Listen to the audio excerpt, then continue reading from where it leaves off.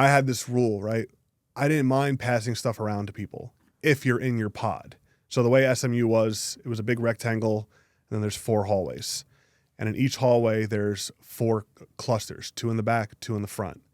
Each cluster is 6 pods. So kind of like a big circle. It's one of those units where you walk in and then it's a row of cells, you're just looking at a concrete wall. I know it's kind of hard to visualize, but so let's say, one of your people has just moved in upstairs somewhere and you want to give them a bottle of shampoo, because if you move from a different unit, you're not going to have all your property for like maybe a week, maybe 2 weeks, because it gets inventoried when it gets shipped out and then it has to get re-inventoried when you get there. But there's only so many people that do that job. So if you're moving to a different prison, you don't have any of your stuff. You got to think about things in the big picture, right? Me just taking a bottle of shampoo from you and giving it to the dude upstairs, because you can't fish a bottle of shampoo. They can fish tablets, they can fish all types of shit, but you can't do that because you can't get it out of the cell. There's guys that I work with that will never do something like that.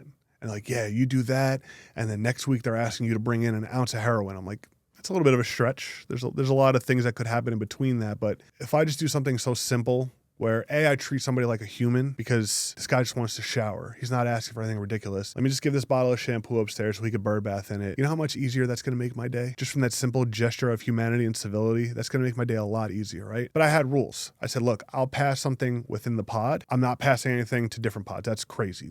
That takes too much time and effort. But there's a contingency. I'm only going to do it until 8:30 count. So don't ask me to pass something around at 2 a.m. It's not going to happen. And if one person in this pod is an asshole, everybody's burnt. Because you guys expect something from us, I expect stuff from you. So police your own people.